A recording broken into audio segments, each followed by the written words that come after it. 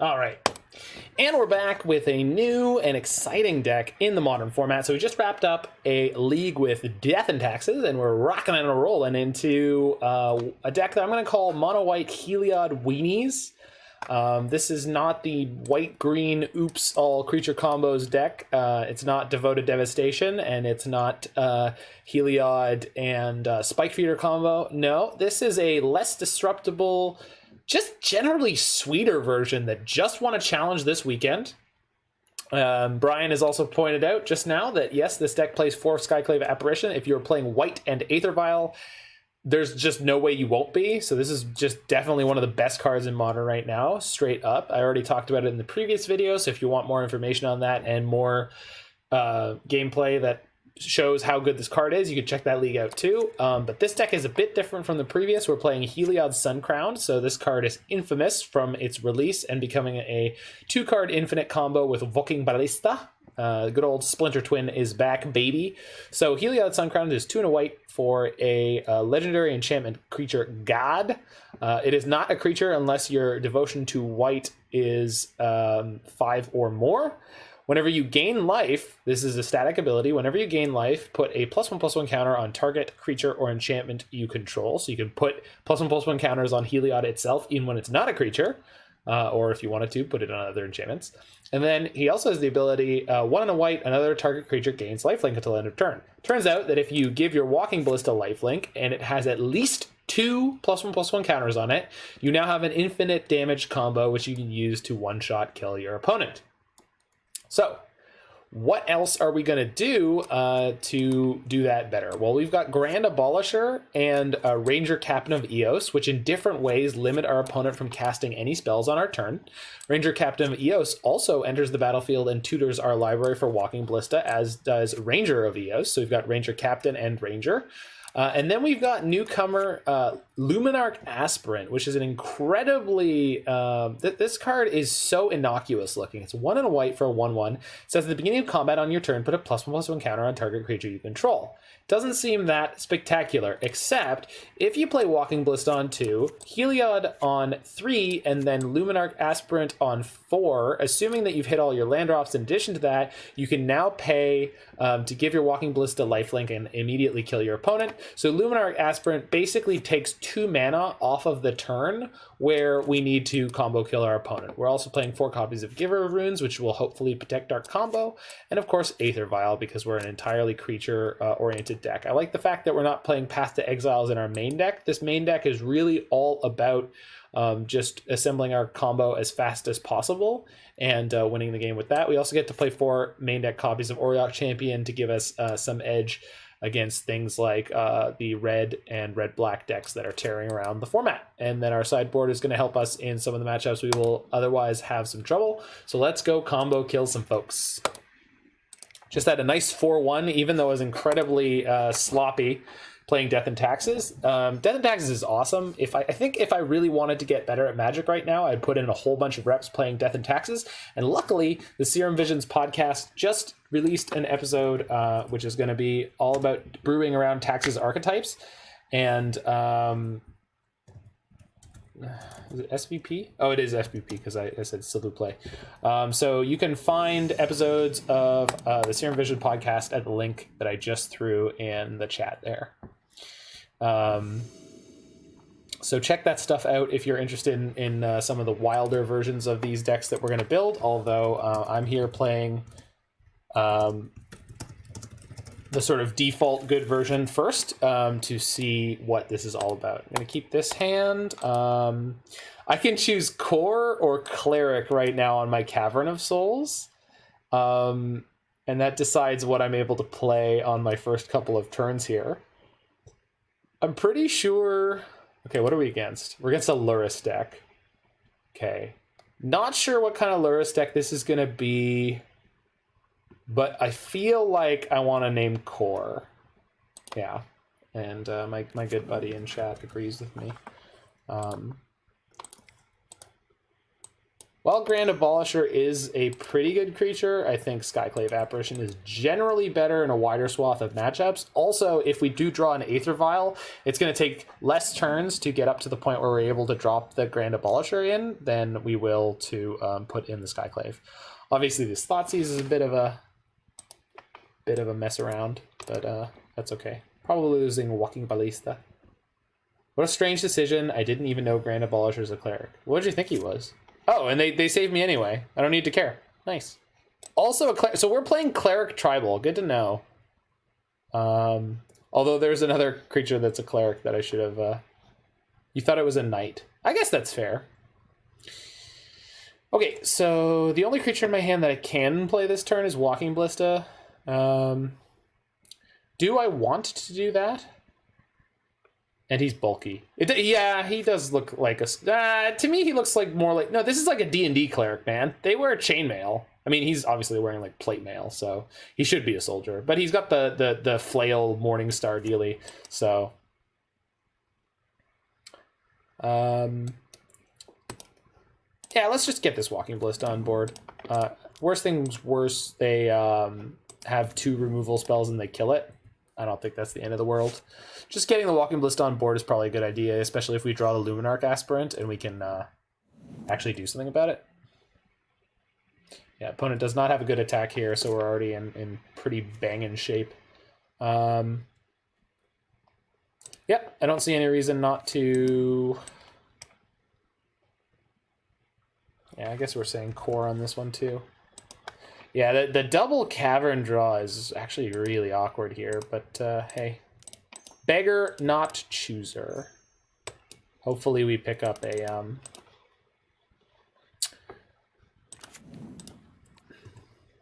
What do I want to say? Hopefully we pick up a...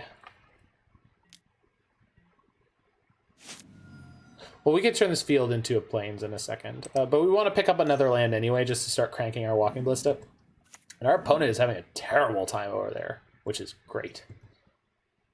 Because this was one of the best decks in Modern about a week or two... No, 2 weeks ago. This was the best deck in Modern, and it's nice to sort of bounce back against them. I think we're just going to fire off this field now so that I can play this Auriok Champion out against the black-red deck. I feel like that's one of the best things we can be doing. Like, yes, we gave them 1 extra mana over this turn cycle, but I don't really know what they're going to do with it. Like, what are you going to do? Lava Dart? Lightning Bolt? Lightning Bolt might give her. Sure. I mean, it's fine. I have a pro-red and pro-black creature in play now, and killing my Walking Ballista is not a super fun proposal for my opponent here, so... Likely to see a Scourge of the Skyclave coming out in a second here, or relatively soon. Brian, have you seen Scourge of Skyclaves? Card Scourge of Skyclave. I think that's the right title. Stryfo's got a deck in Legacy that he's playing with it with Cruel Bargains, and I forget the name of the other card he plays in that deck, but it's pretty wacky. I guess I can't really attack with a Skyclave Apparition anymore. Well, I'm risking giving them a 1/1 if I prompt them into playing a spell, which is not too bad. I guess I should just play a 2/2 Ballista here. Probably. Yeah, probably.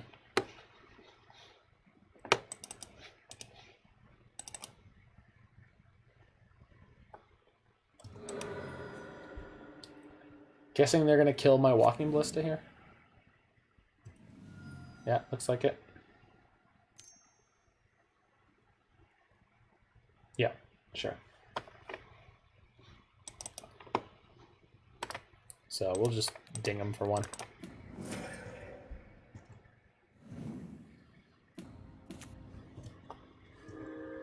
And we are potentially, if we top deck Heliod, we just win the game, as long as they don't have a way to remove my Walking Ballista. But so this should be Scourge of Skyclaves?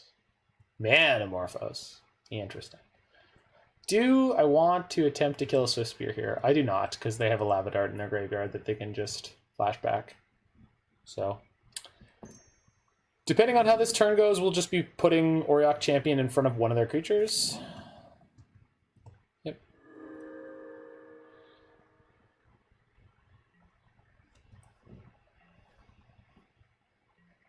Nope, not even attacking, huh? That's fair. Probably just gonna main phase crank this Ballista. Obviously, I could play this umpteenth Ballista, but I'm okay with just cranking my Ballista and sort of holding down the fort here. They don't have an awful lot going on, and Auriok Champion is shutting them right out. So this deck is full of sick meta choices like this one. Again, I cannot see the chat for the moment. Come on, come back to me. Waving at my screen definitely is helpful. It's not, but it should be, but it's not.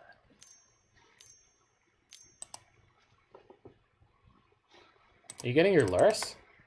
That is not going to be fast enough. Oh, Kolaghan's Command. Yikes!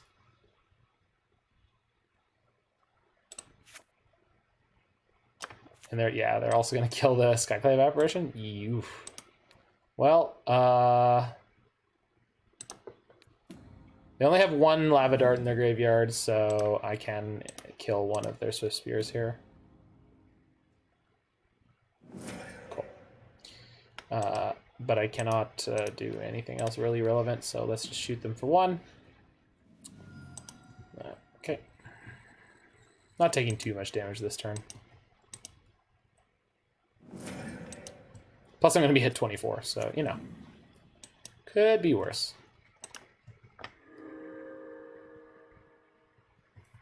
Also, man, if I draw a Heliod, this Auriok Champion is going to go nuts. Field of Ruin. Well, it's not exactly what I wanted, but a 3/3 Ballista ain't not bad right here. Whoop. There we go. Would Scourge die if they play it? Yes. Scourge needs at least one, or sorry, Scourge requires both of the players to be below 20 for it to be alive. If either player is at 20 or higher, it just immediately dies. And by either, I mean all, because it's actually it's for multiplayer, right? So card is very strange to start getting a grasp on. Hey, got him. Okay. Do I want Rest in Peace here?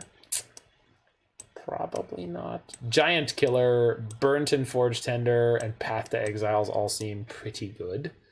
I don't think we need Damping Sphere. I don't think I need Grand Abolisher. So the real question is, what am I cutting? This is like a bit of an odd one. I feel like Luminarch Aspirant, because it comes down as a 1/1, just seems generally kind of poor. Hangarback Walker could be an absolute house here, just in terms of generating a bunch of blockers. And then this gets me 2 1 or less CMC creatures, but for 4 mana, and I feel like that's not for this kind of matchup. I feel like that's for a much grindier matchup. So we could bring in these guys. Maybe not Giant Killer. Maybe we just bring in the 2 Rest in Peace. So I feel like cutting off all of their flashback is probably pretty worthwhile. And by all their flashback, I mean what? Lava Darts and maybe Fire Bolts? Does that actually even make any sense? No, I don't think that it does. So let's keep the Rest in Peace out, and then maybe grab one of these Rangers and maybe a Grand Abolisher, because turning off their removal on my turn seems pretty okay. And we've got Wheel of Sun and Moon and Rest in Peace, so we have different ways that we can mess with their graveyard, but we'll try to pay attention to what they put in their graveyard this turn, or this game. Lava Dart's really the only thing that's problematic in any way, and I don't know how much it will be. So let's try it like this. I mean, they are playing Luris, but if Luris and Lava Dart are the only things, I don't know if I need to take a mulligan for that. Yeah, definitely. I came around and realized that they have Luris, but I don't think I'm too worried about it. This hand is like ideal, I think. This is like real good.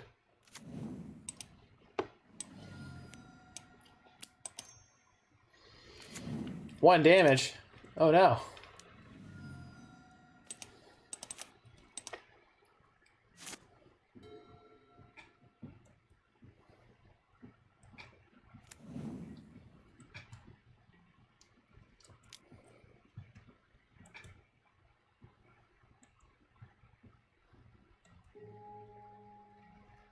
if mono white Heliod mid range can be a deck in Modern, I'm really excited about it, because I really enjoyed playing White Devotion in Pioneer.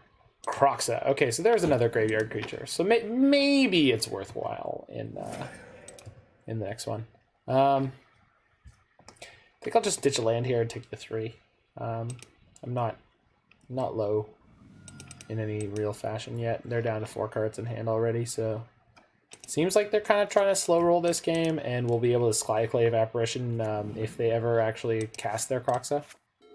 So during your turn, your opponent can't cast spells or activate abilities of artifacts, creatures, or enchantments. So certainly useful for protecting your combo.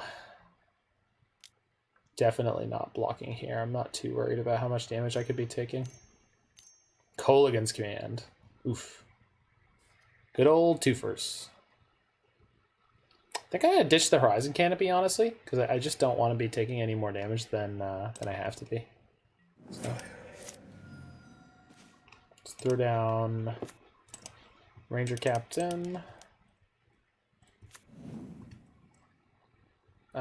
What am I getting with this? Forge-Tender? Yeah, Forge-Tender. I want the pro red creature, definitely.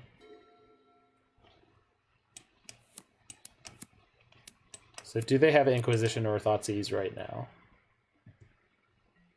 Huh. Am I blocking here? They have to have Lava Dart or Bolt plus something else here. And if they do, I think it's worthwhile to gain that much life. Cling to Dust. Fair. Not good enough yet, but fair. What's your other card? Fatal Push? No. Second Cling to Dust. Okay, yeah, that'll do it. All right. Well, you can't cast any more non-creature spells this turn. So yeah. I was not expecting double Cling to Dust there. That was well done, opponent.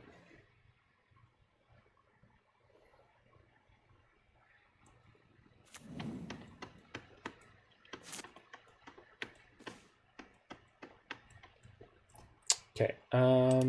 Question is, do I want to play this Plains, or do I want to keep it in case they're going to Crox at me? I think I'm going to hold it in my hand, because if they Crox at me, I want to be able to path to exile their Monastery Spear, pitch the Plains to the Croxa, and then Skyclave Apparition.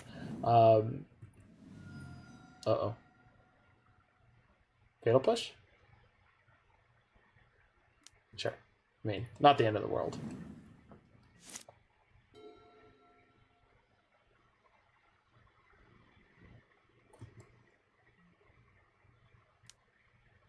I'm willing to take one here. Hopefully they don't have light up the stage right at this moment. Please do not have light up the stage and playing a Croxa, because that would be... Well, I guess if I hadn't blocked, they could have just lit up the stage off the Croxa trigger, so wouldn't really be getting me anywhere.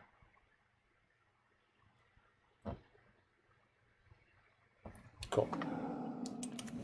Perfect.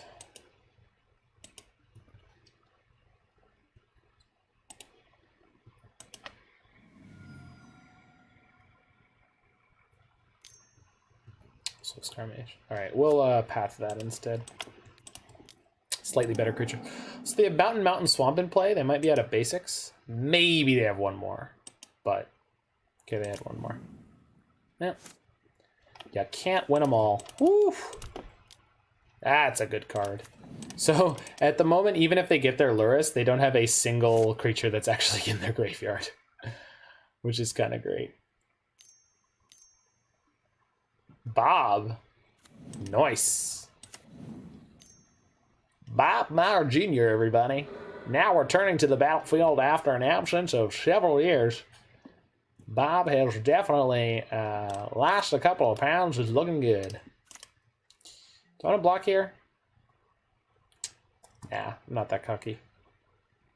I guess if the one card they drew was... Yeah, okay. Bolt. Yep. All right.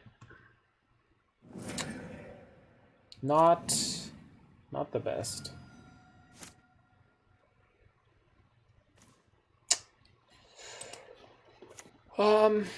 Yeah, so we'll go Ballista, Ping Bob.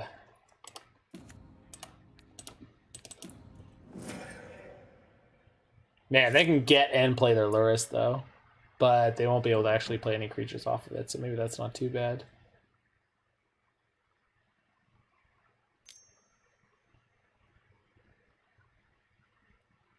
Totsies? Inquisition?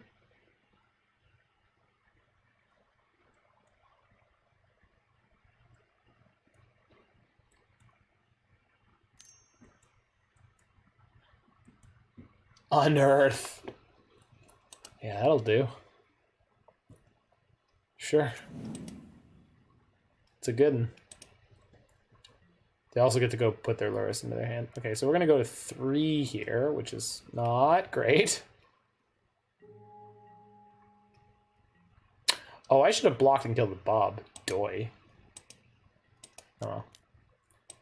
Play the Skyclave and exile the Bob. Play the Auriok Champion. No, because we want to exile the Bob.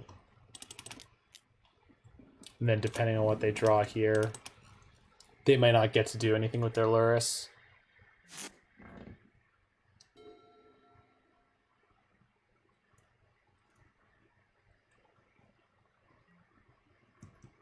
Okay. Probably dead here. Oh, okay. Maybe not. I probably can't go to 1, right? But I want to. I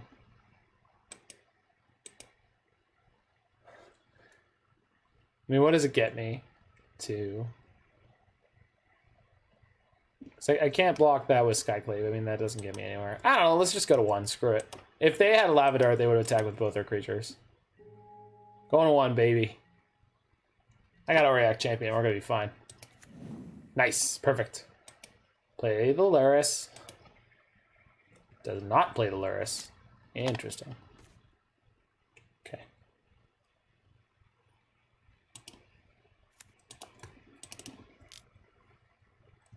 I know the one card in their hand is Luris, so can I attack here?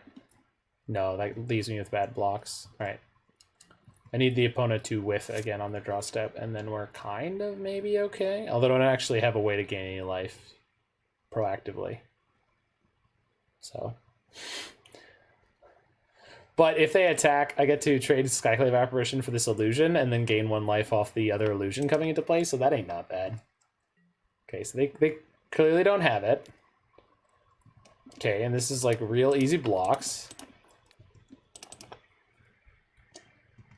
I'm not putting anything in their graveyard. I'm gonna get to gain 1 life off of this. Yeah, okay.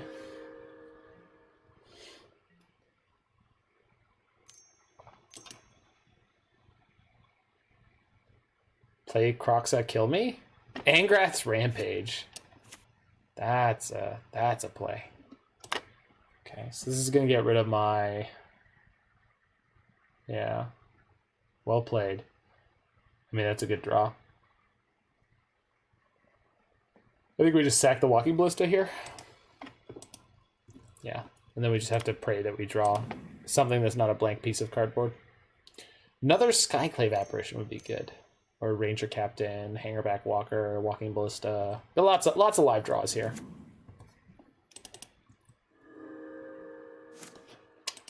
That's a good one. That's a good one. Why don't we just draw the best card in the deck, you know? I mean, it's always an option.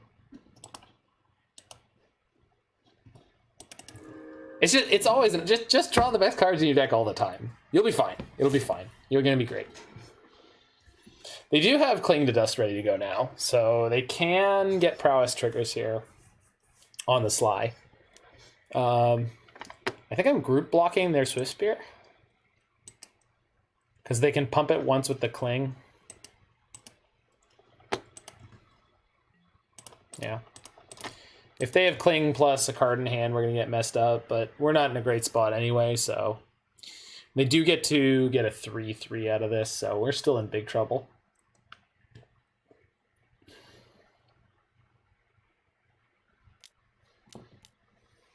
Yeah, so they're playing Cling. It's going to take a minute. Up on clock, though, so that ain't not bad.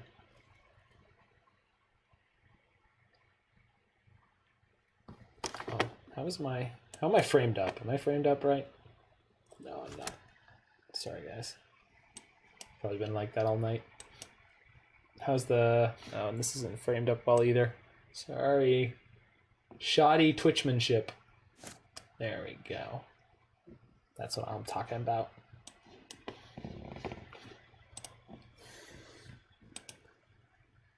Oh man, they're really struggling to play this Cling to Dust.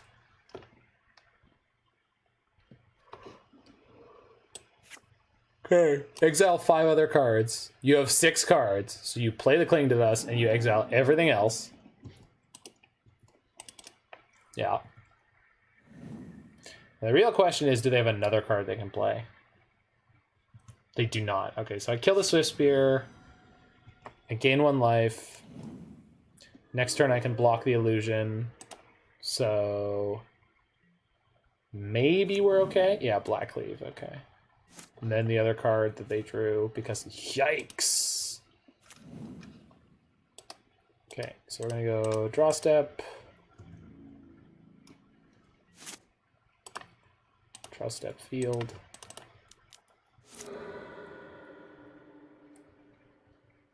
For all the good this can do. We're gonna get bolted here is what's gonna happen. I don't think there's anything I can draw anymore that will save me. Maybe the 4th... Will the 4th Skyclave Apparition keep me alive? I think it actually would. Technically. But I'm going to 1 here against Prowess, so I'm pretty sure we're dead here, unfortunately. Wow. They've got something in hand, but not good enough. Alright, well, at least we didn't show them a Heliod at any point. So we're still boarded, so let's go game 3 and see if we can't take that one.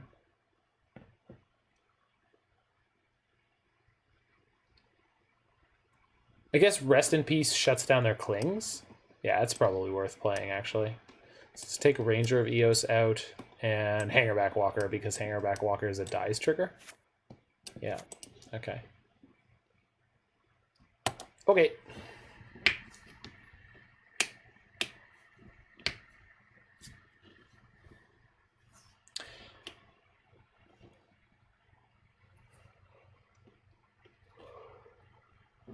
And the reason Wheel of Sun and Moon is nowhere near as good as Rest in Peace in this situation is because this does not have an Enter the Battlefield trigger where it removes my opponent's graveyard. And it also doesn't remove my graveyard. So their Cling to Dust will still be live, at least the front half.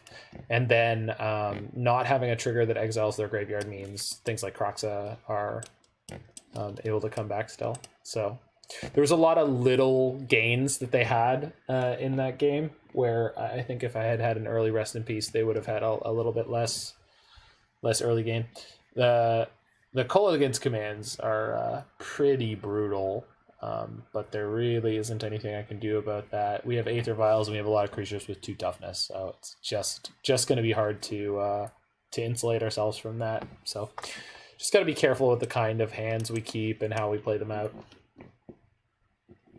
Apologize if my energy level is a little lackluster. I was expecting to be at work tonight, and work for me is like so physical, moving around and getting my blood pumping, and so just it's a little weird to adjust back to streaming, but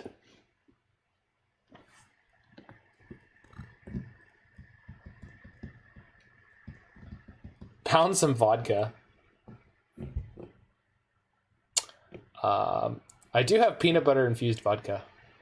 I also have Earl Grey infused gin. If you want a truly exceptional beverage, Janice, Earl Grey martini is insane. Next time we have any kind of judge get together, you got to have one of these things. It's going to knock your socks off. It's actually pretty low ABV too. Okay, so we got to have a judge get together, and I'm making the drinks, and they're going to be. It's just. I don't even like gin that much, or sorry, I used to not like gin, and then I started getting into it since I started getting into cocktail makery, and it turns out that gin is really good. In all sorts of different. Wow, this hand is almost perfection. If they don't have turn 1 Thoughtseize or Inquisition, we are going to trounce them. Just ordered 3 fancy bottles for him from Vancouver Island. Nice. I have a few extra bedrooms. You do? Well, that means then... Oh, there goes my rest in peace. Oh, of gin. Got it, got it. I'm really liking the Dillons that I've got, which is made in the Niagara region, in Grimsby. On a phone now and can't type. Oh, my bad. Dude, enjoy your phone call, and I won't pester you while you're on the phone watching the stream. Yeah, Dillons has been really good as far as I've experienced it. So it looks like we're actually have our combo pieces this game, which is interesting. This hasn't happened yet. Yeah, I'm thinking of someday if I want to start my own bar or drink makery business for like you know how people have like home catering services, but there'd be like home bartending services. But I want to see if I can put together menus focusing on a lot of all Canadian alcohols. Although I found out, much to my despair, that Screech rum from Newfoundland is not grown in Newfoundland. It's grown in the Caribbean, and then they use some kind of processing once it gets there to dial it up. All right, so we're gonna use Ranger-Captain here to go find Walking Ballista. And so we've got Walking Ballista and Heliod assembled now. So if my opponent has a way to attack my hand, then obviously we could get into some trouble, but otherwise we're in pretty good shape. So in theory, the next turn we want to play Walking Ballista on X=2, and then the turn after that we play Heliod and activate it to win the game. Bolt my giver. Let's give Ranger-Captain Pro Black on a hunch.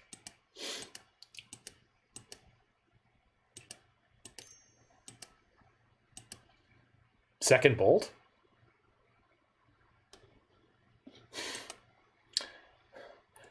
Alright, so you can't play non-creature spells.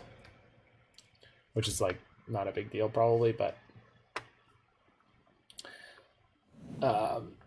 But yeah, I mean, thank you for saying that you would hire me already, and that's great. That I also want to like make sure that I'm really able to turn out something good, because I know you have great faith in me. Like, obviously, knowing people from the judge community, I mean, most of us are pretty well put together individuals in terms of our capability. Learning how to be a Magic judge and run events and things like that is definitely something that has been great for me in a lot of ways. Yeah, Fatal Push. Just infinite lightning bolts. Good lord. And now they've got Kroxa coming in. Well, we're at 20 for the moment, but Kroxa hits for quote-unquote 9 per turn. Unless they don't have their next land. Okay. Abbott. Well, there's the next land. But they don't get their Kroxa in this turn, so that's significant. And they didn't have... Oh, well. Shoot. No, okay. So if they play Kroxa this turn, we're going to sack the Horizon Canopy to draw a card. We're going to get choked on mana, though. We need 6 mana to win in a single turn with Walking Ballista right now. Really would have liked to draw Auriok Champion first instead of Ballista there. I guess I could have played the Ballista out for X=1 this turn, and that actually would have been a better play. That would have been a definitely better play. Why didn't I make the better play? Because I'm bad. So if we had played out the Walking Ballista here, we would have been in better shape for this moment here. But I guess I was worried about them having the umpteenth piece of removal, but we would have been able to win the game this turn. Oh, they put Lurrus in their hand. Okay. I don't need to sack the Horizon Canopy to do anything now. This is like probably representing Fatal Push or Lightning Bolt again, but I don't know. If we draw the land here, then we can try to win the game right now, which is probably the right thing to do. Path is not the end of the world. So let's play Ballista on X2 and have 1 mana up for Path. We're at least going to be alive for a minute with this play. So I can't win the game until I have 2 mana to give my Ballista lifelink. So we'll see how this goes. If they play Crocs out of the graveyard, though, we get to Path it. We take 3 damage, they get a land, but in terms of how that could go down, that's really not that bad at all for us. Okay, so they get to keep digging for removal here if they don't have it already. I am going to assume that they do have it already, and they're just being wily. Coyotes or otherwise. That said, we can respond to their bubble trigger during our upkeep and just kill them. So that's kind of great. So they really need to... if they have the removal spell, they would be best served by not futzing around with it. And just using it before I untap. What are they playing? Manamorphose. Okie doke. Okie doke. Still digging.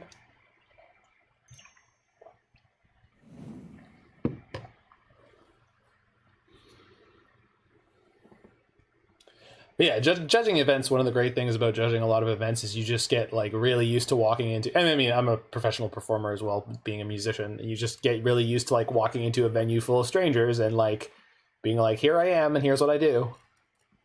Target player sacrifices a creature. Yikes. Okay, so I guess we ding them for 2. And they're going to keep going in on this Abbot, and then we're going to Path it, which is, it's okay, but the Crocs in their graveyard is worrisome. So I don't have a creature to sacrifice, so nerds to you, opponent.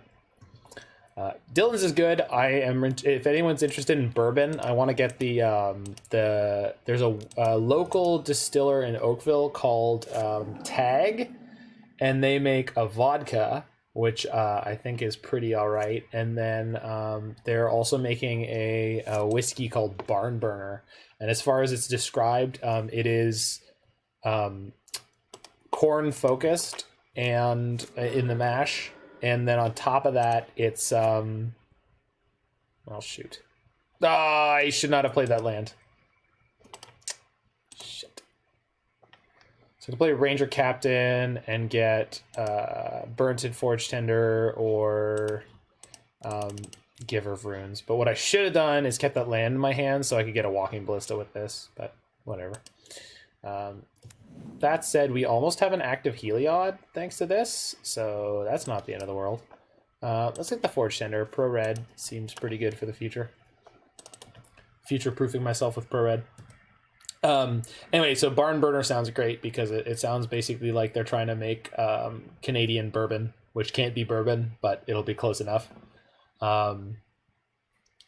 So I'm interested in trying that because it's 51% corn at least, I believe, and they're aging it on new fired oak casks, which are the requirements of a bourbon. The only requirement we're missing is it's not being made in the US of A. But Canadian quote-unquote bourbon. Sounds pretty good to me. This Kithkin is just not impressed. Call this Kithkin Cheryl Crow, because you don't impress her much. Prevent all damage that the Blackleaf Cliffs would deal. Oh, it just goes on into the ether because there's no red sources in play for me to choose from. What a strangely templated ability. Sacrifice Burrenton Forge-Tender, prevent all damage, a red source of your choice. So you don't have to choose the source until it resolves. They do have Lurrus in hand. So they're going to play Lurrus. Oh, no. Manamorphose. Well, they can still play Lurrus. But I exiled their Abbot. Yeah, which is the only creature they've drawn so far. So they're going to play Lurrus and then just like Croxa me for a Bolt. That's not too bad, if that's their plan. Because then we're going to give Ranger-Captain lifelink and attack. Oh, they're just going to play Bauble. Yeah, guess they could do that. Damn you, Black-Red Prowess, and being such a good mid-range deck. I kind of wish I'd kept the extra Ranger-Captain of Eos. Ranger of Eos, sorry. Both the Rangers of Eos, goodness gracious. I am, it's definitely possible I get ground out here. Don't have the upkeep remove. Ooh, baby. That's the good stuff right there. Alright, this is going to cause my Heliod to be animated too. Man, I hope they have a removal spell, because if they don't, they are super screwed. Field of Ruining them here is not saved by the Ghostly Spirit. Well, we'll see, bud, because it's entirely possible this is not good enough. But if they don't have removal here, obviously we're going to be in really good shape. Yeah, we're going to give this Mamma Jamma lifelink. I'm not giving Heliod lifelink because if they do have a removal spell here, they definitely want to fire it on Skyclave Apparition and get a 3/3 and block my... Yep. Shit. And then you can't. What do you mean you can't? I can't attack? Obviously I can't attack, and it's a terrible idea that is going to get me horribly blown out by Lava Dart, which is one of my least favorite cards in this format. I just got completely stomped. This is the reason I gave the Ranger Captain lifelink, though. Oh, yeah, it says another. Yeah, yes, this does say another, so you can't do that anyway. Well, I'm going to 19 here.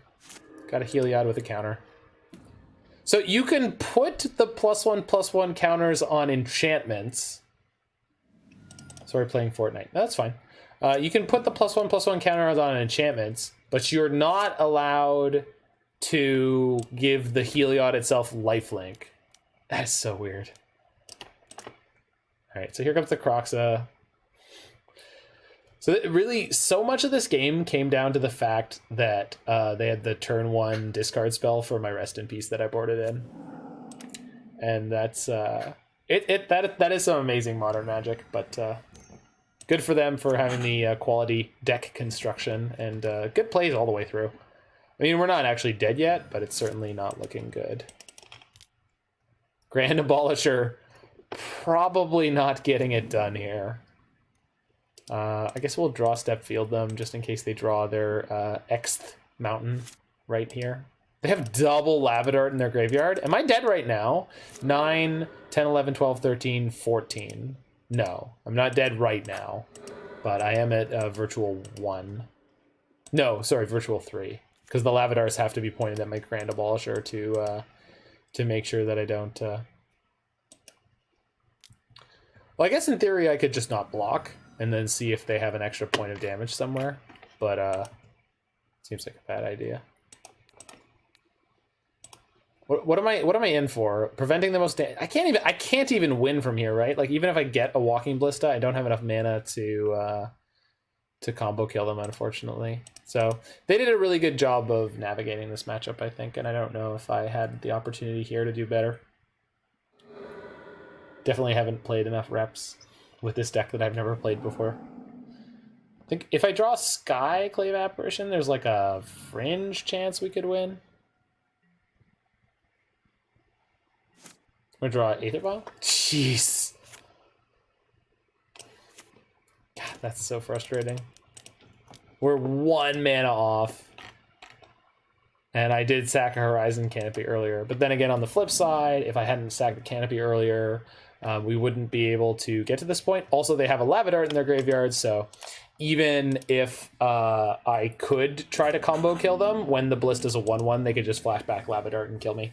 So, tad unfortunate there. They had the exact good stuff to stomp us in game 2 and 3, but the game 1 was really, really impressive with the Auriok Champion. So this deck is definitely pretty impressive. I think it's good, but the black-red mid-range or black-red Skyclave deck, we didn't see any Scourge of Skyclaves from that deck, so I'm assuming they were playing it, but we didn't ever see it. So well, we're on the play again, so that's good. Get to play Aether Vial on 1, also good. Hangarback Walker in the opener is interesting. Not really Oh, and we're against a companion deck again. Obosh. Okay, so we're going to be against Obosh red here.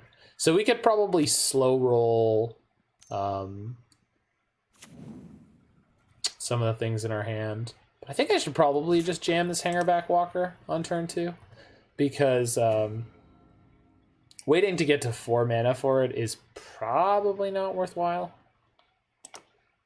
So we're gonna name, what am I naming with this? I have white anyway. They're not playing counters, so let's name Cleric, I guess.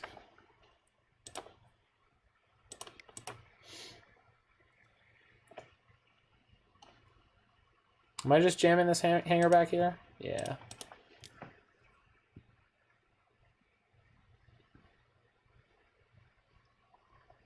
Am I?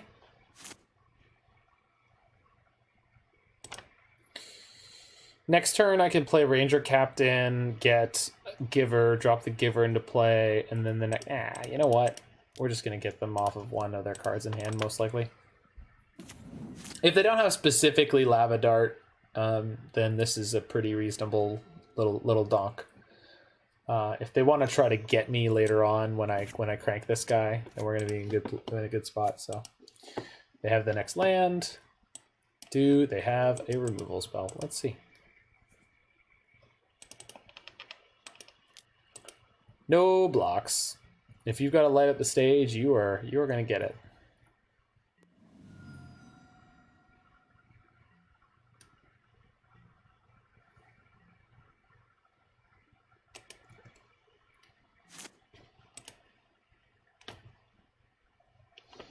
Okay, so am I using the Aether Vial's ability here? Yeah, I am. I'm not going to be so stingy with my mana. Okay, that's a card. So, perfect. Okay, so this is going to force their hand really nicely, actually. Nice. All right, so let's play Luminarch Aspirant. Oh, no, I had the Aether Vial on too. I'm such a nerd. God, I'm so bad at this game. I mean, this is going to work out for me anyway, but... I mean, this is still a great spot for me to be in, because Lava Dart is Lightning Bolt. Either way, I come out on top, because I'm going to get two Choppas. All right. So, could have been way better, but hey, I'll take it. Actually might be super relevant later on, but we'll find out.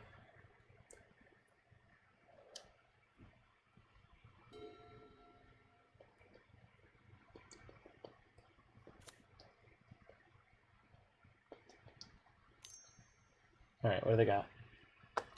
Firebolt? Sure.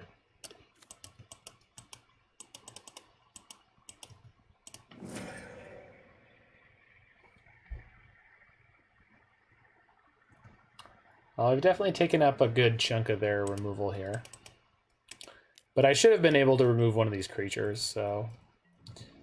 Taking an extra... at least 2 damage here. Let's call it.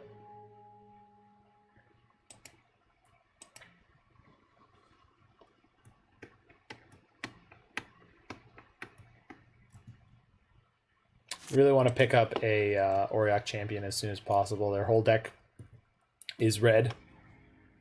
Rarely see you anymore, El Rodeo-san. Well, I'm sorry about that, El Rodeo-san. I got really busy with all sorts of worky things, but we're on now, and we're in our second league. Hopefully you check out my YouTube for the stuff that you missed, and I should be going live tomorrow and or the next day with at least one league on each day on my days off, so... hopefully that satiates your need for the Mana Symbol channel to be here for you. Thought it was just you. No, you're good. Yeah, I just got really I was just getting physically beat by being at work all the time and stomp. Oh, because they have a Soul Scar Mage. Wait, no, they don't. They had a Soul Scar Mage. Boop. Got him. Nice stomp, nerd. What'd you think you were going to do? Permanently shrink my Ranger-Captain? Chaw. Mono White got all the tools. It's very satisfying. The blowouts with this card are insane. AOC Among Us at 9. I don't know what the AOC is, but Among Us is definitely a whole thing that's been going on. I haven't played it at all, and I usually hate those kind of games, but that's because they're always played with like pieces of paper and like weird like you have to remember all the rules, and it's like you have to put your head down on the table, and it's like a whole bullshit thing. But the fact that it's been digitized makes me really excited, so maybe at some point I will check that out. Ooh, Seasoned Pyromancer. Love the draw 2 mode on that guy. Alexandria Ocasio-Cortez. Cool. I don't play them either. They're pretty enjoyable to watch recently. Yeah, I mean, I just haven't been watching enough of anything, that even the stuff I want to watch, so... My buddy has shown some funny Among Us games. Yeah. I mean, I'm sure I would enjoy it now that it's been digital. So now it's been made digital. Attacking for 2. They have a Lava Dart. So if I group block, they're gonna get a 1/1 and they'll get to kill one of my creatures, but they have a 3/4 against 5/5. So they get to kill my Skyclave and get a 1/1, or kill my Ranger-Captain. And they also get to kill my Thopter, which they could do at any time. Am I in for that? Am I in for any part of that? Yeah, probably. Seems fine. So best case scenario for them is like ping the Thopter or kill the Ranger-Captain, I guess. So, see what happens.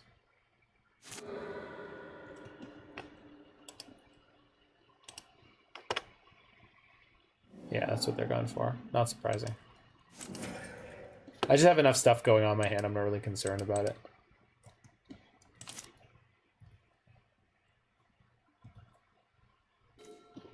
Cool. Do I want to do this? Yes, I do. Just deny them the ability to go digging. And then I can Vial in Ranger-Captain and play a second Giver. Is that something I'm interested in? Probably. I think having multiple Giver of Runes in play is probably a real hassle for them. Just in terms of like being able to block and keep Walking Ballista alive with like multiple layers of protection. Yeah, anyway, Among Us seems like finally like the version of one of those werewolf games I'd actually want to play.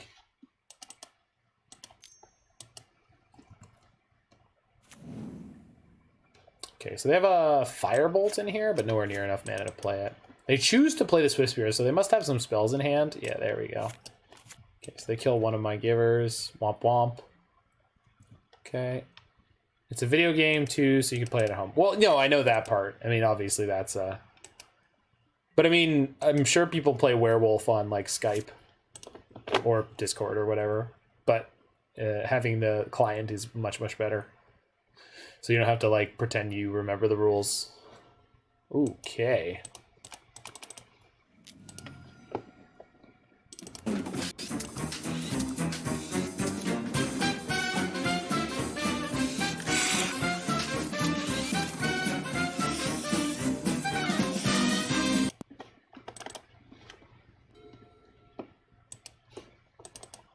It's not as good as the Boat Horn, but I do love that song.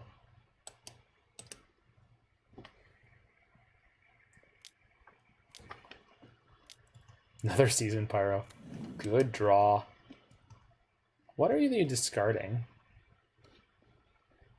Flame Slash. I guess that's fair for a token. They're looking for more lands for sure.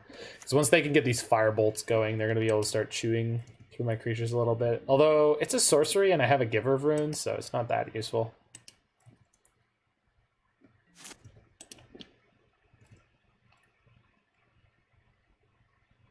No, I'm good. That is not a Heliod. Do I want to try to draw a Heliod? Kind of. But that means I'm not playing Ballista for any value, so let's just play another 2/2 Ballista, I think. Hey! Larynx Punchworthy with a sub. It's been a minute, but it's been a minute since I've been streaming, and I'm so glad you still come on by. Really hope that you're doing very well. You and the... is it the wife now? Did you guys finish that all up? I think you were like a week away last time I saw you. Anyway.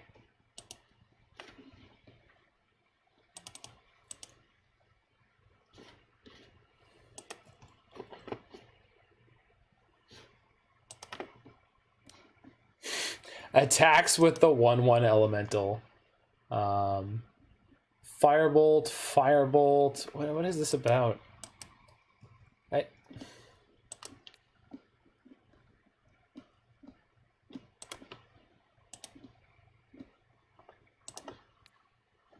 No.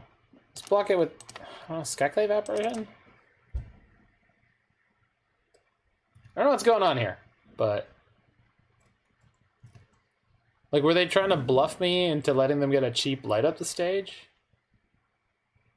Do they have a Lava Dart in hand and they don't want to flash it back? Like, what is this? Yeah, they were just trying to bluff for a light up the stage, huh? Okay, that's fair. Soulscar Mage and a Flame Slash. Nice. Play the Soulscar Mage.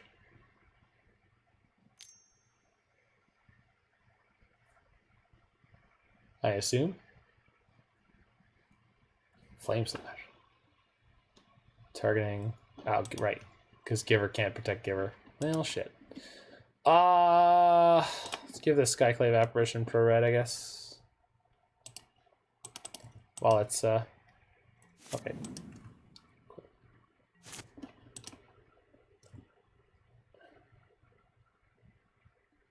For some reason, I've been totally ignoring the fact that I could Aether Vial in a Heliod if I draw it.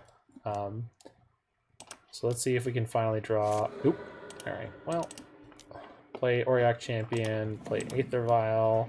Pass the turn! Auriok Champion. A+ Magic the Gathering card in this matchup right now. Let's see. Do they have... Well, I guess if they have the land to start casting these Firebolts out of their graveyards, they wouldn't be able to also play the Soulscar Mage. And so Firebolt right now without the Soulscar Mage is not good enough. So also plays Bone Crusher, also plays Seasoned Pyromancer. Yikes.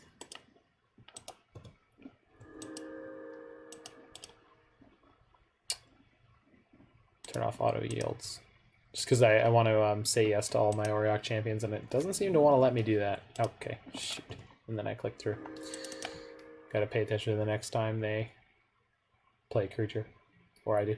They have main deck Blood Moons. Good for them. Okay.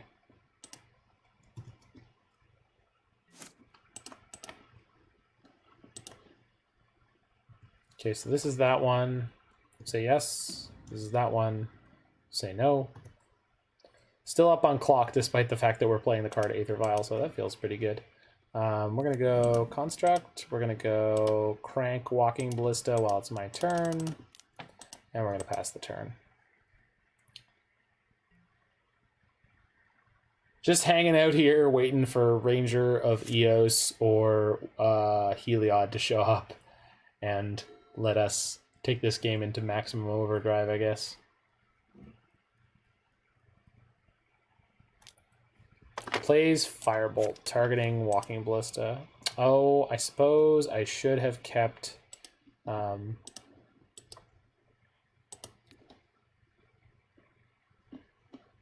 should have kept my mana up, because then if they, depending on which Walking Ballista they chose, I could have messed with them. Oh well. Let's just ding them for one. You're in the Heliod waiting room. Yep, that's where we at.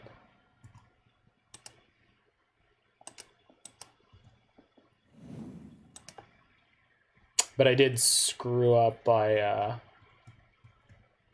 plussing my Ballista on my turn. Okay, any kind of attack here is a little bit suspicious, but because they have Firebolts in their graveyard, but they don't have any Lava Darts, so they must have a Lava Dart in their hand, is my guess. At least one copy.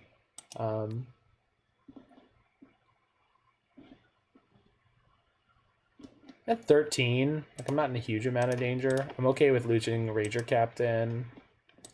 If Auriok Champion's going to block anything, it should block something with Prowess. I wonder if they have a Stomp here. because Stomp is going to mess with my protection from red. Yeah, looks like it. Yep. And they're stomping the Skyclave Apparition. Yikes. Okay.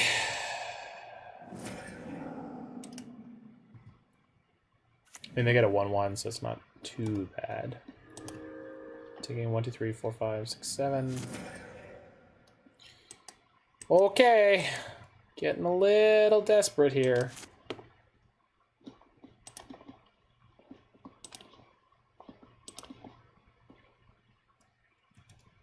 Nope. Just draw it. That's the plan. I mean, that'll do. That keeps me alive longer.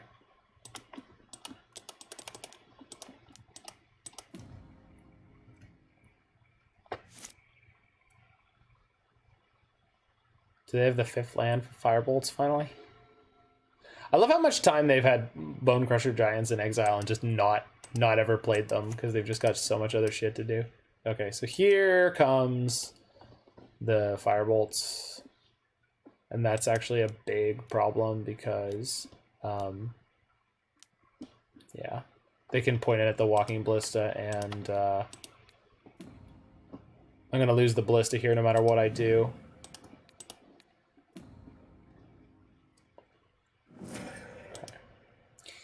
I think I just also want to kill the Swift Spear. Yeah, because if they couldn't save the Soulscar Mage, they can't save the Swift Spear, and then the Auriok Champion is going to buy me a lot of time, so... Even though that wasn't great to lose the Walking Ballista, you know, it's much, much better than I would have been otherwise. And they're attacking in. This is great because we get to do this. So this attack ends up being really poor for them. I guess... Do I want to take more damage and not put a Seasoned Pyromancer in their graveyard? They have infinite things to do with their mana anyway, so... Let's just take the 1, put a Pyromancer in their graveyard. If they get back Elementals, I get to gain 2 life. Drawing a Heliod is still insane for me, so let's just do that. That would be great. No. Also no. Okay, things are a little bit easier now for me, which is nice. In terms of the triggers. Okay. Ranger of Eos, Ranger-Captain of Eos, or Heliod are all the best draws. So, any of those would be great, deck. Any of those would be great.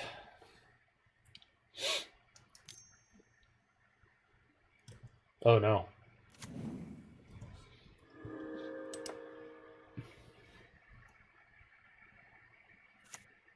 Jeez! But have they played out all their Firebolts, or do they have one more left? No, they've got 1 there. They've got 2! Jeez. Okay, so make my Ranger Captain a 1/1. Okay. Wait, we're just gonna take 1 damage this turn if they attack with everything, so... That's fine. I'd rather keep the Ranger Captain on board just for sort of future-proofing me.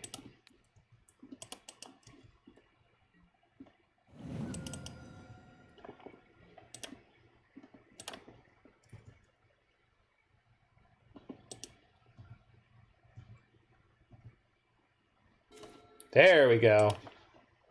Hold on. We'll drop him in. Yep. This one. Okay, so, yeah, and then always yes, always yield, yes. Okay, I think we're just getting a Ballista here.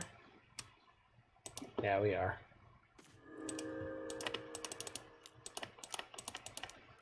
It's another Ballista!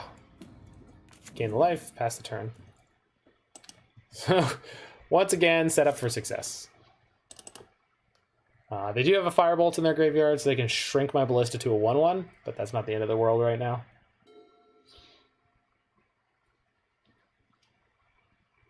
You have to be careful about the way we block. Flames, come on, man. Alright, well...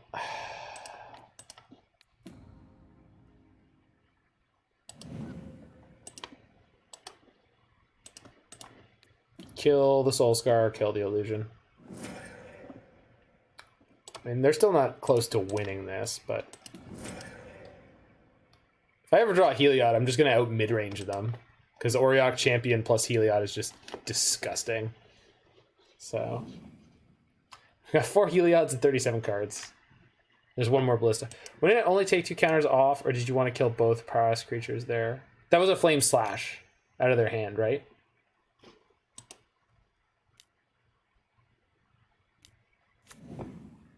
Or do you mean the previous one? Did I screw up on the previous one? There was a reason I know that I didn't, that I shot all 4 counters, although I can't remember for the life of me now what it was. Maybe there wasn't a reason to do that. I don't know. Oof. Come on, deck. Help me out here.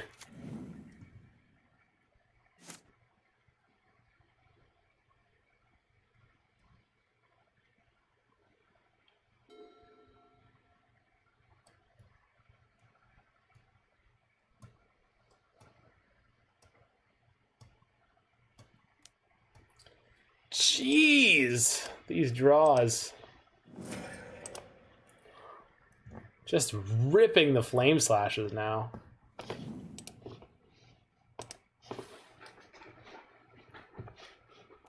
Yikes almighty. Oh, they put their Obosh in their hand finally. That's terrifying. Yeah, they're gonna get through for 2 here, that's fine. So, draws Heliod now. Oof, too many Aether Vials. I don't know if I should have even played the last one. No. No. Yes. Maybe now, Heliod? Okay. Well, I think I have about 1 more turn in me, so I think now even if I draw it, it's gonna be too late. This is a real shame. There's a bunch of turns where we could have drawn it and just won the game, but before the last walk, yeah, I think I screwed up one of the Walking Ballista situations. They didn't play Obosh. They have to have a stomp here. This is the only thing this could possibly mean, but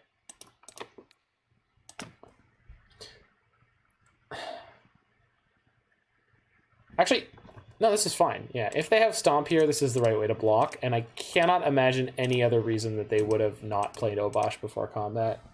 So we're going to do that.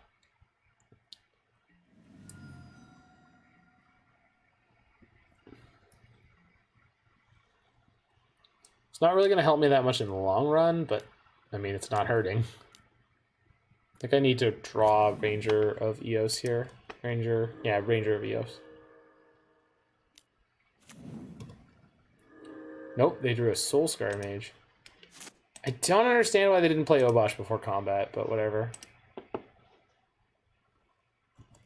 Okay, we're going to put this vial up to 4. We're going to put this vial up to 3. We're going to put this vial up to 2. And if I draw a 1-drop, I'll just cast it. Okay, Sunbaked Canyon. Because if I draw a Ranger of Eos, I want to be able to vial it. Ranger-Captain. Not the end of the world. Put that guy in. I get 1 more Walking Ballista here, the last one in my deck. With which I can't really do anything interesting. But we can block Obosh with Auriok Champion. Can block the Bone Crusher Giant with Ranger-Captain and take 4/6. And then they firebolt me and I die. So that's no good. No, I don't think there's any way to set this up so that we are in good shape for the next turn. Because I need to keep my Ballista out of this combat, and I just don't think that's possible. Yeah, and even if I did, even if I could have, they could just play the Firebolts. So they just, yeah, but they just had way too much grindy value for this matchup, like for this first game. They just had like the kind of perfect hand to beat me here, so that's fine. We'll go to sideboard, see if we can't do better in game 2. This is a really, really, really long, really grindy game 1, so that was kind of cool. Let's grab the pads. Grand Abolisher seems not great.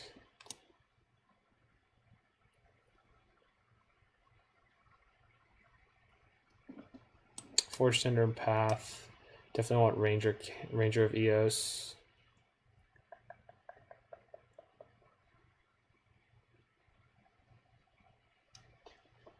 Oh, Giant Killer's probably pretty good here.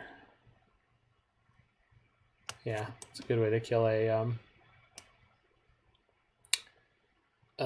Bone Crusher Giant. And Rest in Peace seems good here too. Maybe I don't even want the Path Exiles again. It didn't really feel like I needed Path in that game, just Rest in Peace to cut off their extra value. Forge-Tender's A+. So again, I think we board out Hangarback Walker, and then Luminarch Aspirant's got to be less than great here. But screwing up in the early game and getting less value on my Luminarch Aspirant definitely hurt, and it probably had more long-term repercussions than I would have thought it would. Not than I would have thought, but like than I could possibly figure out. 2 lands, Rest in Peace, Giver. Yeah, this hand is perfect. All we need is a land at any early point. Any point over the first couple turns, if we draw a land, we're going to be good to go. So let's do it. Let's go. Come on, baby. Come on now. Come on, let's get him. Come on, Spear. Bring it on, baby. Just draw land. That's the plan. 23 land deck. I don't think you were here for the very first game we played tonight, where we, in a 23 land deck, we played turn 1 Aether Vial. Or, sorry, we had a hand with turn 1 Aether Vial, but then they Thoughtseized us, and we just proceeded to get stomped. This deck is not playing any discards. Let's just play Auriok Champion. I'm not... This card is not in danger of dying a Lava Dart, so we'll just play the Rest in Peace out the next turn if we don't draw land. Auriok Champion was almost better than drawing a land, especially if we draw the land on the next turn. Plus, we actually have a Heliod to play this game. Like, wow. This is, it's like our deck wants to play Magic. I don't need to play this Rest in Peace, so let's just get this Aether Vial going.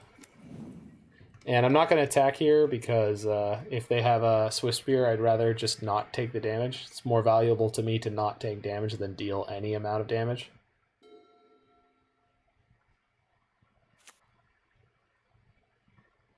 Hardcast Bone Crusher. Please. Season Pyro, sure.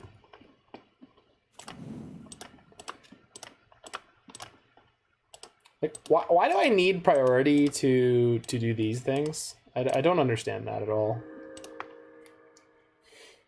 Why can't I just do that, Magic Online? Said knowing full well the answer is because Magic Online just doesn't listen. Magic Online cares not for your humble or for your feeble feelings. Okay. Yep.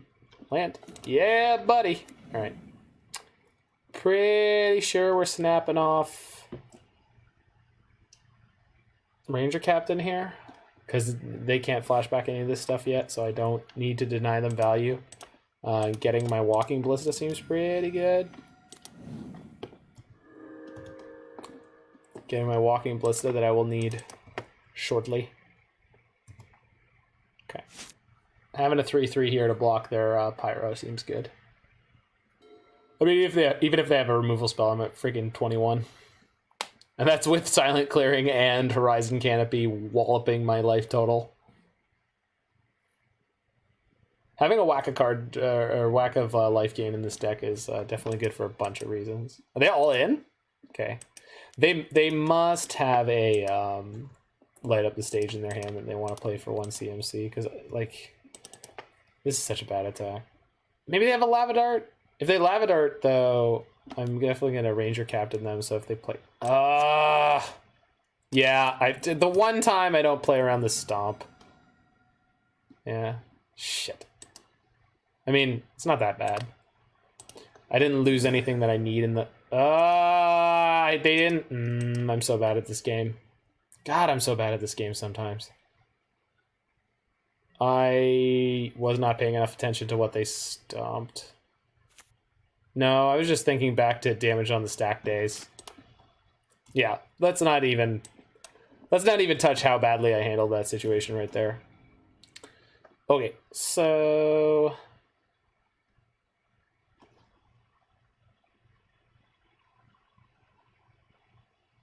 don't need to play this Rest in Peace yet. $5 Mag Fanatic Pog. Exactly.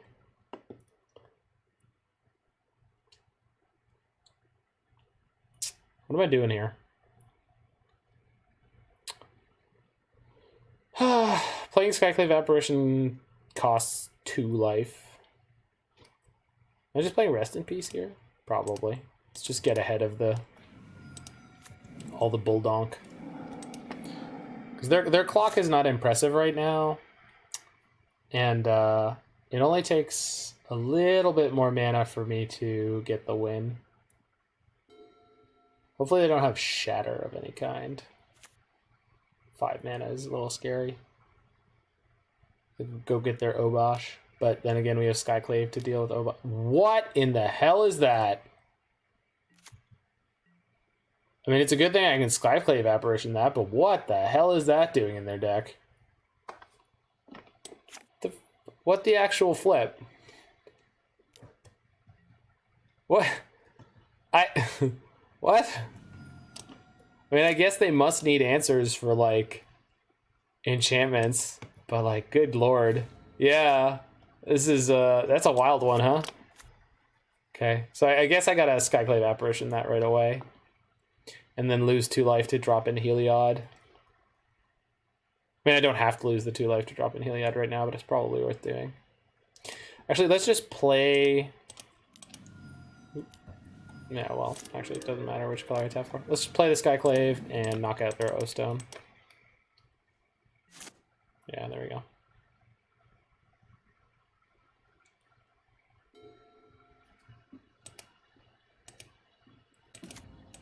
Blast Zone. They can put that on too.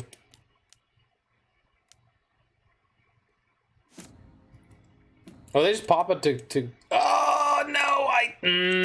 Man, I am playing like garbage. Yeah. I knew I wanted to drop my Heliod in. It's not unlucky. There was a terrible, terrible decision. I'm making compounding failures in this match. It's okay. We just need to right the ship and get over this hump. Good lord, that was awful. Yeah, so I should have been able to drop my Heliod in for free there. Obviously, we didn't do that, and we took 2 damage off of that, so everything's going pretty poorly. That's a really good draw, but I have to take 2 damage to play this Heliod.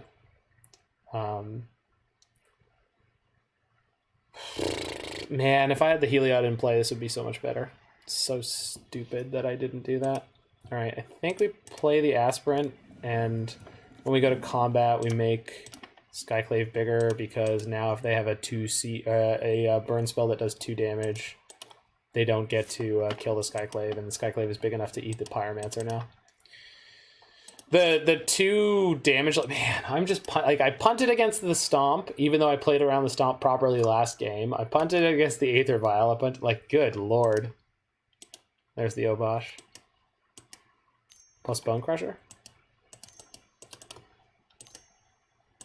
And they just immediately, like, I was not expecting them to just immediately kill Aether Vial, because for some reason in my mind, the Rest in Peace was the much bigger problem for them. And I don't know why. Like, it doesn't really make any sense, but for whatever reason, I was like, yeah, that's the card they care about.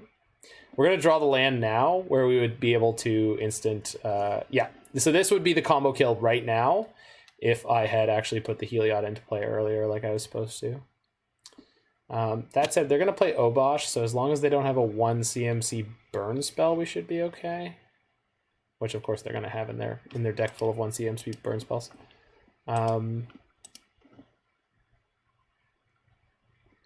Jeez. We have to play Walking Ballista or Heliod this turn. If I draw another land next turn, then playing Ballista this turn is right. If I draw... Yeah, this is a really tough... This is a tough call.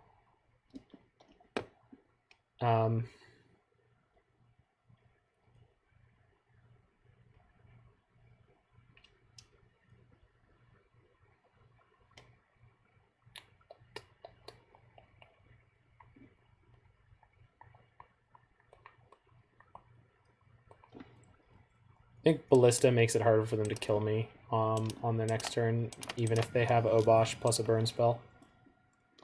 Because we go to combat, I get to put a counter on the Ballista. So even if they can kill my Ballista, I can knock down their Pyro and their Elemental or their Bone Crusher Giant, which means their attack post Obosh is not going to be that bad. And we have a backup Walking Ballista in hand, so maybe we still get away with it. We'll see. Yeah, we'll see. But I have played this game god-awful. I don't think I've ever played one of these decks this badly. All right. Do you have the 1 CMC spell? Because Skyclave Apparition is pretty irrelevant to the... Shoot, they got something. Hopefully it's just a Swift Spear. Swift Spear is not a problem. Swift Spear I can beat. They go to combat. That's worrisome. So...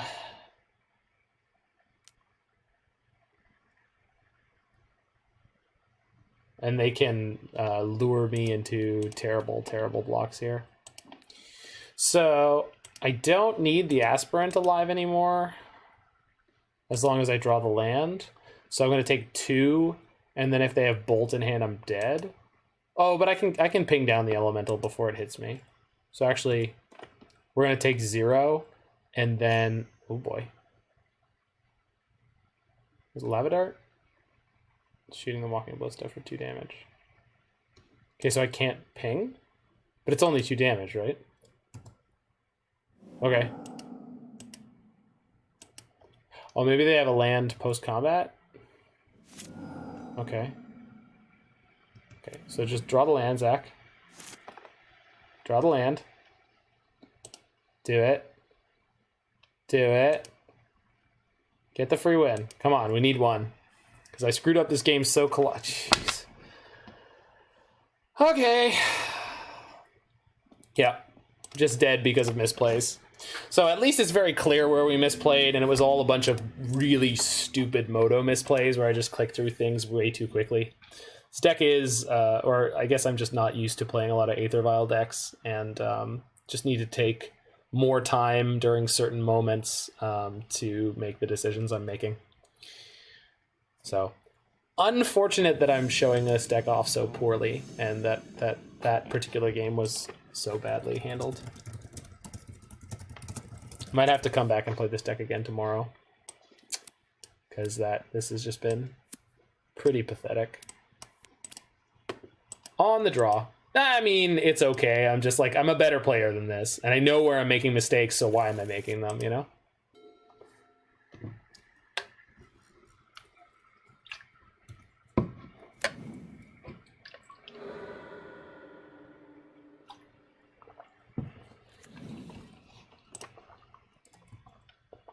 No turn 1 discard. Well, that feels good.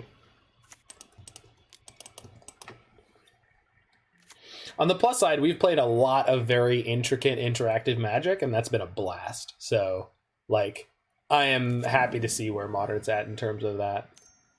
Thoughtseize? Interesting. So we're going to lose Auriok Champion here. 10 out of 10. Yeah.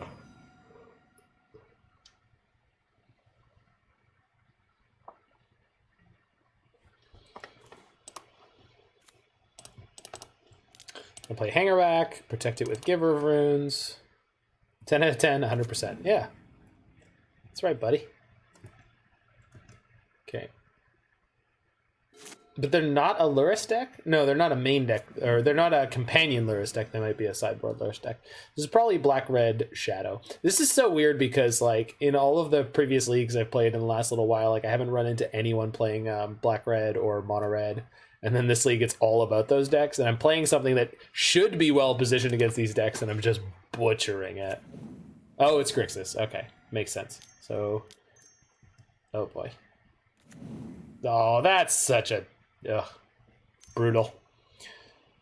Yeah, you got it. There goes my one other spell.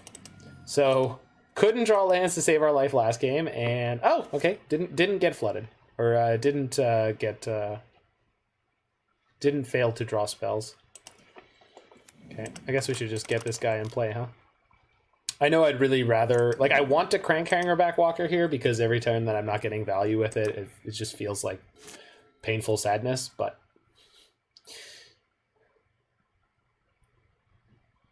But Hangarback also seems really good against a deck that has is just creature based in order to actually kill you.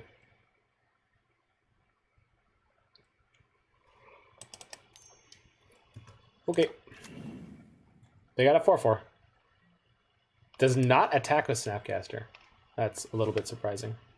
Whoa. The dreaded Heliod flood. You hate to see it. Their life total is reasonably high, though. I mean, that Death Shadow is not that scary right now. Babble, sure. Cracks the babble, sure. Let's see an Inquisition. Do it. Friggin' do it, dude.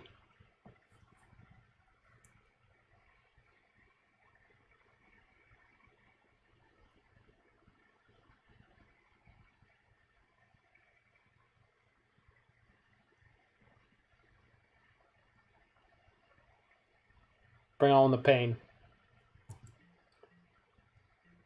Nope, no pain. Crank. Where's my sound effect? Alright, let's get them off their blue mana. They probably have an island, but it's still worth doing. Messing with their colors. Okay.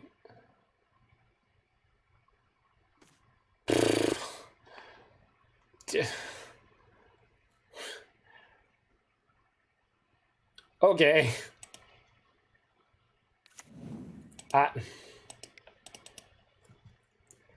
So we had a game where we couldn't draw Heliod, and now, thanks, buddy. I think I'm gonna cut it after this match because I think I'm just tired and out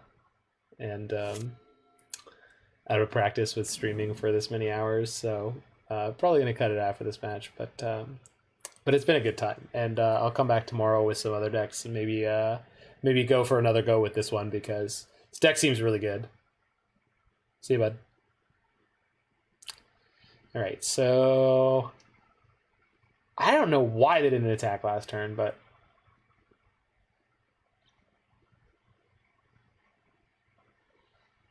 I can, in fact, give both my creatures lifelink and crank the Hangarback Walker, so that feels pretty good. Discard spell? You can get their Grimangler, sure. That's not scary. I wonder if they're holding any WDs. Wow, just keeps resolving, huh? Okay, enough already. Construct. All right. Well, now if we draw Walking Ballista, we can kill them instantaneously. So let's just do that, shall we? Any time would be fine.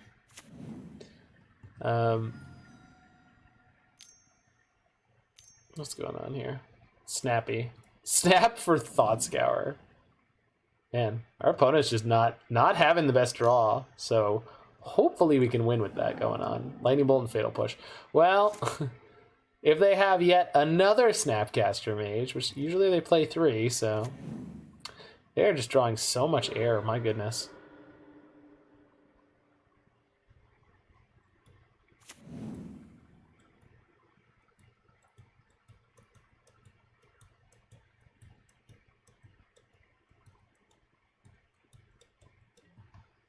Well, now they're in a lot of danger for me drawing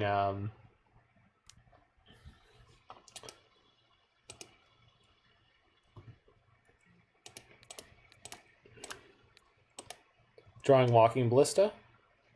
So that's kind of great. So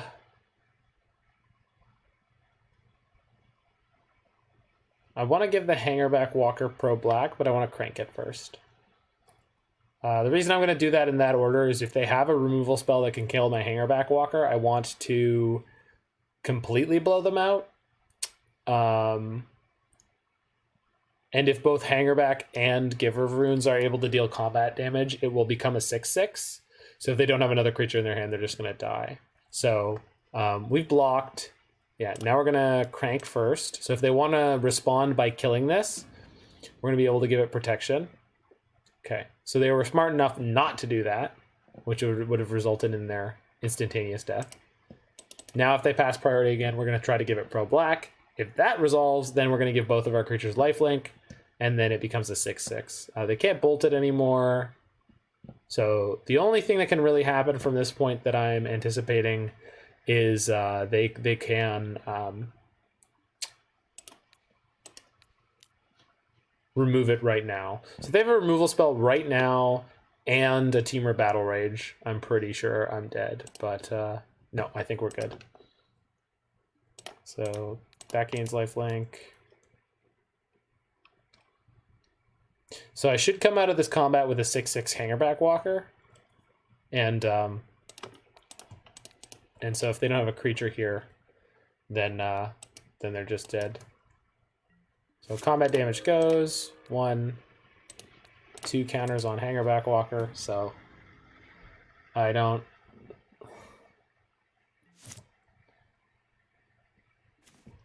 Jeez. So this is our deck showing off its most amazing weakness, which is just there's a lot of fluff. Nope, got him. Good combat math, wrecked him. Okay, so Giant Killer seems insane here, as does Path to Exile, as does Rest in Peace. Wheel and Sun and Moon is probably partially for the mill matchup for us, so I don't really feel like I need that. Aven Mindcensor also seems... it's just a little slow for what this matchup is. I think this is for more like lands and control matchups. Grand Abolisher's not great. They're playing most of their cards on their turn. I think Luminarch Aspirant's not great. Hangarback Walker's not great if we're bringing in Rest in Peace and hoping to resolve it. I guess we can keep the Walker, but I don't know. Then let's keep the Rangers of Eos out because I think we don't necessarily need to grind. Auriok Champion is insane in this matchup. So, although this is one of those matchups where I also feel like I could board down on Walking Ballistas because we have so many ways to fetch them. I don't know if that's ever correct, but it's definitely something that's gives me pause for thought.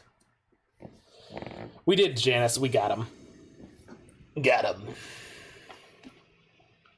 Opponent chooses to play first. Well done.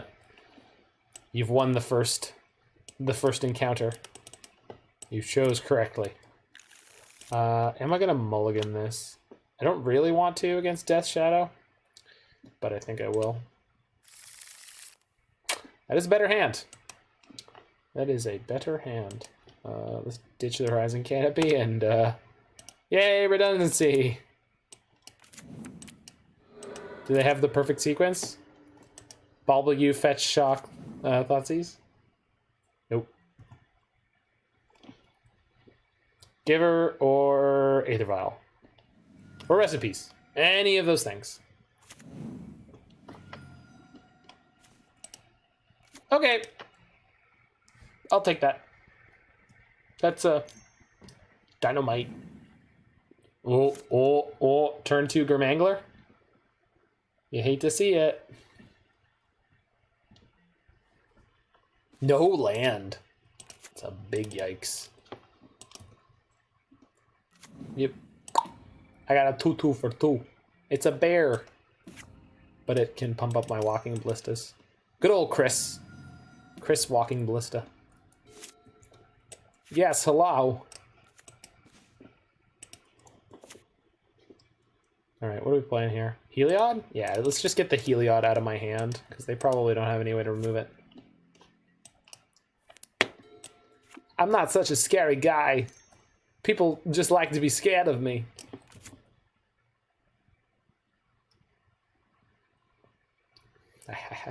They see their death coming. If we top deck a land, we are in crazy good shape.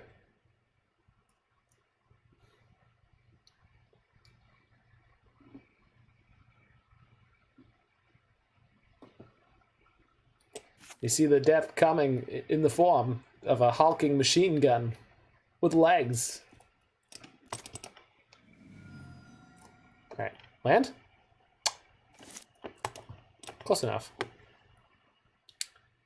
I feel like there's a good chance they have another removal spell here. So I feel like I'd rather play the Aspirant than the Walking Ballista. Because I feel like they're going to need, or they're going to want to save their removal spell for the Ballista. No matter what. Unless they top deck a discard spell, because they know the Ballista's in my hand. Oh! Do they have Drown in the Loch? It's possible.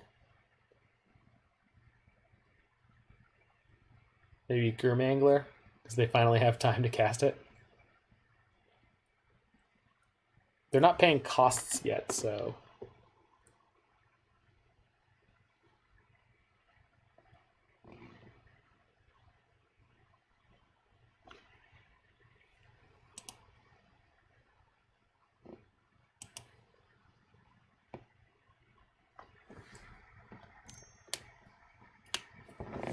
It's gotta be Fatal Push, right?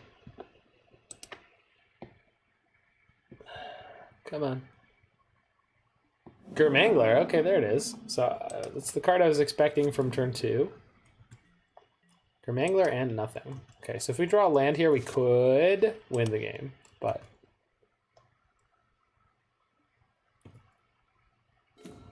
Okay. Going Construct. So they have to have another... They basically have to have Fatal Push or Dismember here. I'm just gonna go for it. Like...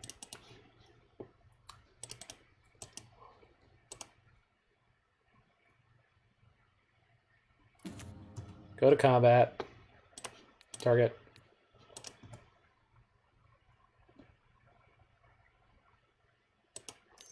There it is. Okay.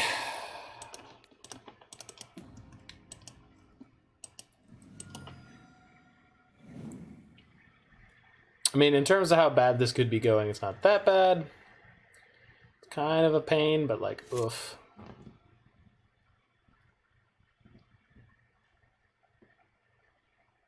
Gurmangler is one of the few creatures where Skyclave Apparition is actually kind of poor against it, because I cannot exile it. And even if I could, if they killed my Apparition, they would get a 7/7. That, on the other hand, that's a good one.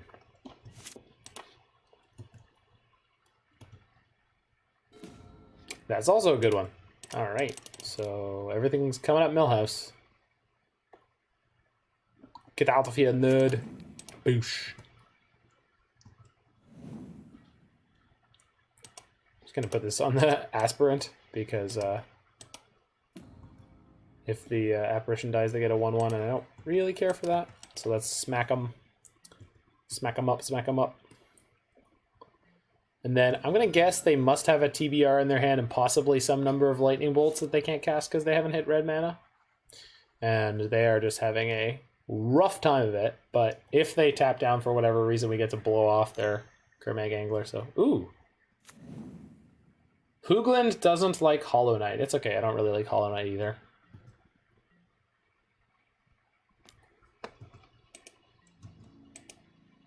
I mean, I like the aesthetic of it, I just don't like playing it. It's just too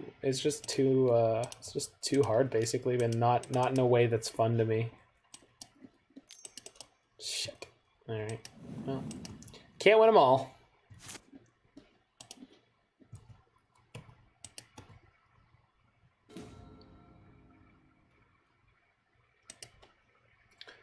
Well, this is no good.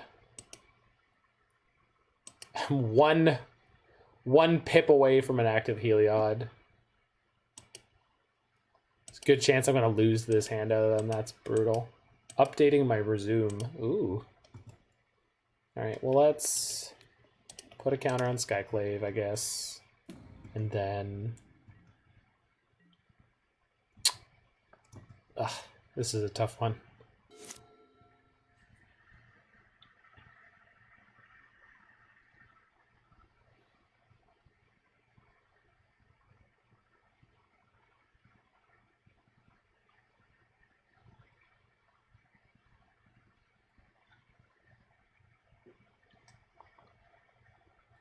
If they go all in,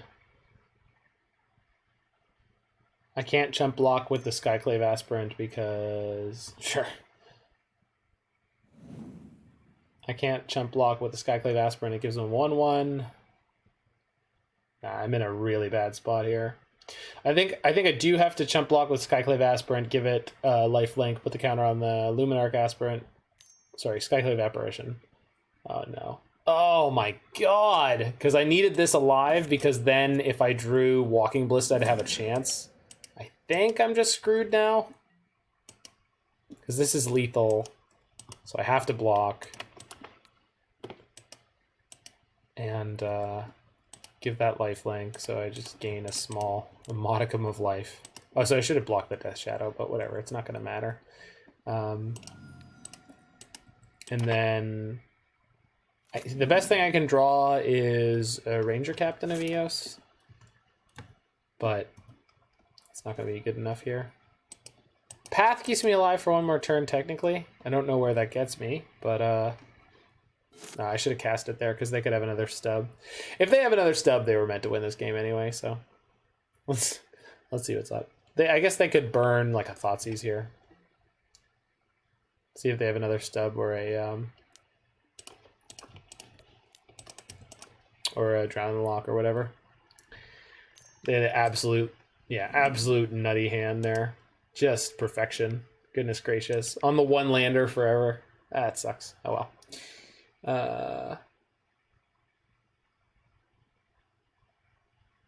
Yeah, I mean, I think my sideboarding was largely correct. We just didn't draw what we needed. Kept a slow hand. They had a really mediocre hand, but we just couldn't get anything going. This is much better.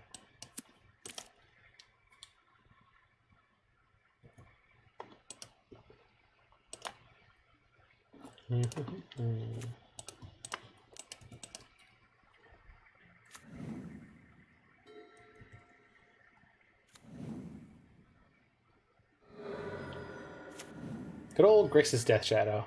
The modern killer. Okay, assuming I'm losing Heliod here. Maybe Auriok Champion if they have an early aggressive hand. Yeah, okay. That probably means they have more discard. That is an exceptional draw. Thank you, deck. Let's go with Cleric. I think it's by far the most common creature type in the deck. Loot. Got him. All right, enjoy your Snapcasters, Gourmet Anglers, etc. What in the hell? A braid. Actual, factual, a braid. I mean, I guess. If you're gonna do it, you might as well do it honest. I was not expecting a braid. There's a lot of things I wasn't expecting, but a braid... Braid's like... just really... wow. Oh no. No! Good lord. Yup. Alright, land? White producing land? Jeez. This deck, I mean, I know I really botched one of the games in match 2, but I don't know if I deserve this. I feel like I really don't deserve this. This is... we got the K command now? Oh, no, just the Inquisition of the Thoughtseize. It's going to be Thoughtseize for sure. Because Thoughtseize is the better one in this situation by far. Oh, no, just another Dismember. Okay. And the TBR, crack me for 16. Street Wraith, TBR, crack me for 20. Come on. You gotta have it. Uh-huh. Okay. You can't drown. Oh, no. Okay, yeah, that's fine. I don't think you have 1 mana interaction for this card. They can get a 1/1 out of this, but that's fine. Okay, so if I'm at all allowed to, I'm going to get this Heliod into play. Maybe we get the win here? Maybe? Heliod, sun-crowned. Oh, yeah, also I can put them to, you know, almost nothing. Maybe they have Snapcaster here, but if they trade Snapcaster, it's fine. You want a 1-1? You take your 1-1. No land for you. Yeah, that's true. I can find my way. I can go the distance. Little Hercules illusion. Anybody? Disney's Hercules? No, of course nobody remembers. Male lead in a Disney movie? What were they thinking? Nobody wants to see a male lead in a Disney movie. Nonsense. All right. Infinite removal spells. I know you got them. Unless they want it, they're trying to get fancy and just get the blowout. They don't attack. That's surprising. Okay, we're gonna go for the kill on the upkeep because they're down 1 card from where they should be. It's just just wait. No, I can do it again. Do you have 2? No? Huh? Got him? Got him. Hold on. Yay! Yay, man! I remember. Oh, thanks, Janice. All right, I'm gonna call it a night because I am tired. I will throw this league up on YouTube because it's important to be honest about your less than great performances. And try to learn from them. Got to get more reps in playing Magic online, be a little more careful. This deck is really sweet. I think I like this one even more than the Taxes one. There's just like really interesting lines, very strange versions of card advantage with all the tutoring, and it's super, super fun to try to set up the Heliod combo. It's a little bit frustrating, just like the version in Pioneer, because sometimes you get Heliod flooded, and you don't have any like just like raw card draw, but getting to play Hangarback Walker and Walking Ballista are some of my favorite cards. And just sort of playing them in this formation is just really neat. Grand Abolisher never got to be any particularly good, but we didn't play any against any like control decks. I also think there was definitely like some room for improvement in the way that I handled the mono red and the black red matchups, and possibly those could have been wins. I mean, obviously, other than the obvious mistakes I was making, I think there was just some sequencing choices where I could have just held cards in my hand for a lot longer and done things like end of turn, Grand Abolisher off the Aether Vial, or things like that. Anyway, thank you for hanging out with me for the evening. I gotta get some food in me because I'm hungry. If you are checking this out on YouTube, please remember to hit that like button, smash that subscribe button, check out the Serum Visions podcast, check out my good friends at Faithless Brewing. They have an amazing podcast.